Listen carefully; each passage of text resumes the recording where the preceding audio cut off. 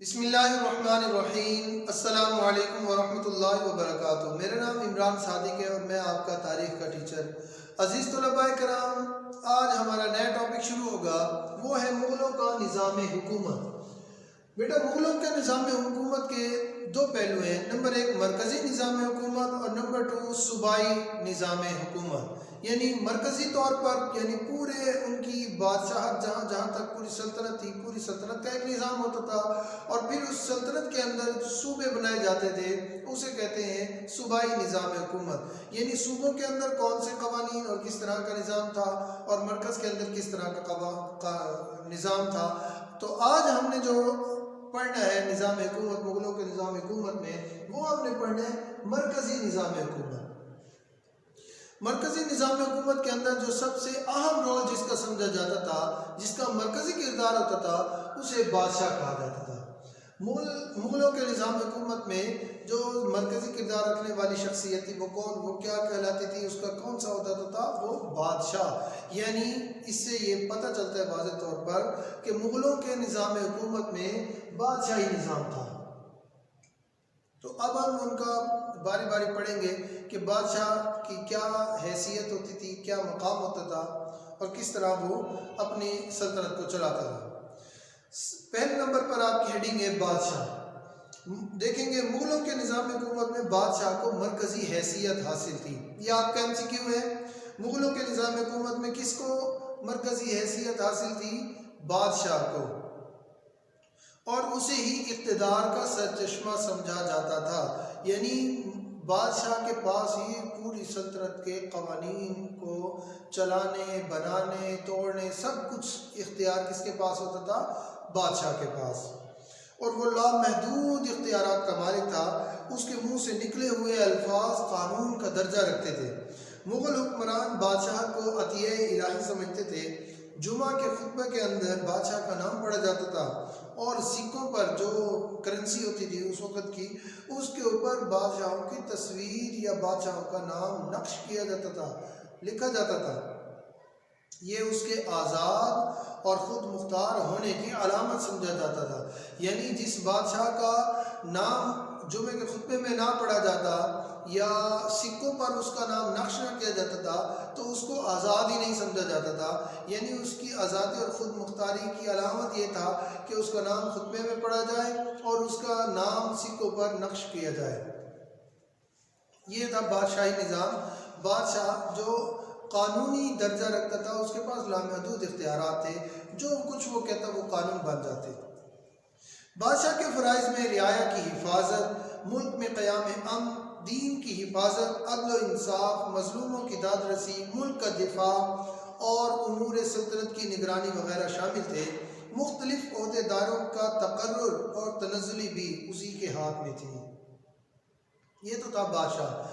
अब हम चलते हैं दूसरे किरदार की जानिब। मुग़लों के मरकज़ी निज़ाम हुकूमत में जो दूसरा अहम किरदार था वो था वकील सल्तनत। वकील सल्तनत जो होता था उसको बादशाह का नायब समझा जाता था। वकील सल्तनत को बादशाह का नायब समझा जाता था। ये भी आपका MCQ होगा कि मुग़लों के मरकज़ी निज़ाम हुकूमत में बादशाह का नायब किसको समझा जाता था? वकील सल्तनत को। तो वकील सल्तनत की क्या जिम्मेदारियाँ थी, उसका क्या किरदार था? देखें, बुक की जानिब वकील सल्तनत को बादशाह का नायब समझा जाता था। उसे उमूर हुकूमत के तमाम इख्तियारात हासिल थे। वो मुल्क के सियाह व सफ़ेद का मालिक था। यानी कुछ अच्छा हो रहा है या बुरा हो रहा है तो उसका ज़िम्मेदार कौन होगा? वकील सल्तनत। ये मुल्क के अंदर, पूरे मुल्क के अंदर अच्छे और बुरे हर तरह के कामों का मालिक, जो ज़िम्मेदार जो होता था, वो इसे वकील सल्तनत को समझा जाता था। वो मुसल्लह अफवाद का सिपा सालार भी होता था और वज़ीर आज़म भी वही होता था। इसलिए उसके इख्तियारात लामहदूद थे। हुमायूं की बेवक्त मौत के वक्त अकबर अभी बच्चा ही था, इसलिए बैरम खां को वकील सल्तनत बनाकर तमाम उमूर सल्तनत उसके सुपुर्द कर दिए गए। बैरम खां के बाद मुनम खां, मिर्ज़ा अजीज़ और आसिफ जाह भी वकील सल्तनत के मनसब पर फाइज रहे। मुग़लों के मरकज़ी निज़ाम हुकूमत में जो तीसरा किरदार होता है वो होता है वज़ीर का। अब हम वज़ीर को पढ़ेंगे, उसका क्या किरदार। वज़ीर के लफ्ज़ी माना क्या है? ये आपका शॉर्ट क्वेश्चन आता है अक्सर। वज़ीर के लफ्ज़ी माना क्या है? बोझ उठाने वाला। वज़ीर के लफ्ज़ी माना है बोझ उठाने वाला। वो चूँकि बादशाह की बहुत सी जिम्मेदारियां अपने ऊपर ले लेता था, इसलिए उसे वजीर कहते हैं। बाइख्तियार वजीर हुकूमत का तमाम काम संभाल लेता था। मुगलों के अहद में अबुल फजल, आसिफ जा, अल्लामा सादुल्ला और असद खां जैसे बड़े बाइख्तियार और काबिल वजीर गुजरे हैं। चौथा किरदार जो मुगलों के मरकजी निज़ाम हुकूमत में था वो था दीवान का। दीवान किसे कहते हैं? मुगलों के मरकजी निज़ाम हुकूमत में दीवान को बड़ी अहमियत हासिल थी और वजीर आज़म के बाद उसी का मकाम होता था दीवान का। और उसका काम क्या होता था? वो हुकूमत की तमाम आमदनी और अखराजात का हिसाब रखता था। मौजूदा इस्लाम में उसे वज़ीर ख़जाना भी कहा जा सकता है, बल्कि वो इससे भी ज़्यादा बाइख्तियार होता था। वो बादशाह को माली उमूर में मशवरे भी देता था, निज़ाम मालिया की इस्लाह करता और हुकूमती आमदनी को यकीनी बनाता था। उसकी मर्ज़ी के बगैर कोई रकम खर्च नहीं हो सकती थी। यानी दीवान, ये आपका एक्सरसाइज का शॉर्ट क्वेश्चन भी है कि मुगलों के निज़ाम हुकूमत में मरकज़ी दीवान की क्या ज़िम्मेदारियाँ थीं। मरकज़ी दीवान की ज़िम्मेदारियाँ आप लिखेंगे। वो माली उमूर की निगरानी करता था, बादशाह को माली मामलात को तय करने में मशवरे भी फराहम करता था और ये सारा निज़ाम जो है वो खुद ही संभालता था और वज़ीर आज़म के बाद उसी का मकाम था। पाँचवा किरदार जो मुगलों के निज़ाम हुकूमत में था वो था मीर बख्शी का। मीर बख्शी का क्या काम था? अकबर ने वकील सल्तनत के इख्तियारात कम करने की गर्ज से मीर बख्शी का ओहदा कायम किया था। यानी वकील सल्तनत पर बहुत सारी जिम्मेदारियां आयद हो चुकी होती थी।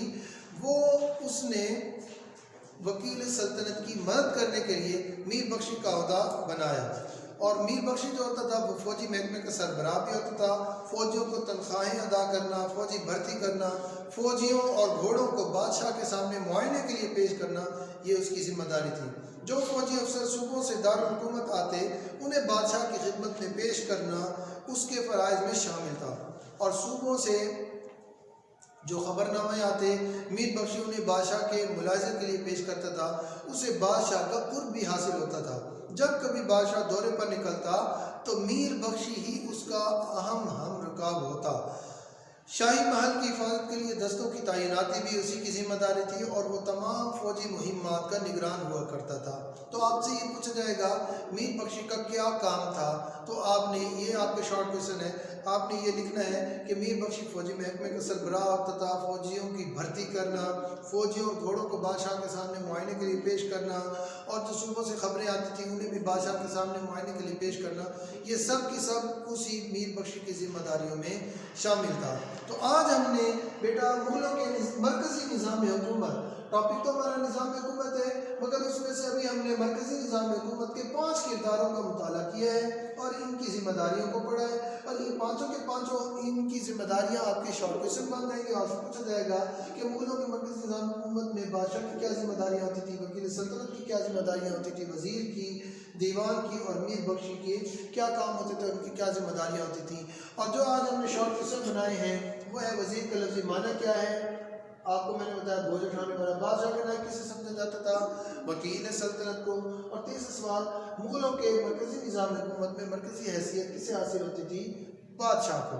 तो ये 3 आपके शॉर्ट क्वेश्चन है, आपने क्लास में भी अपने घर में क्लास वर्क के तौर पर भी लिखने हैं और होमवर्क में आपने इनको याद करने हैं। और ये जो शॉर्ट क्वेश्चन है ये भी आपने याद करने हैं।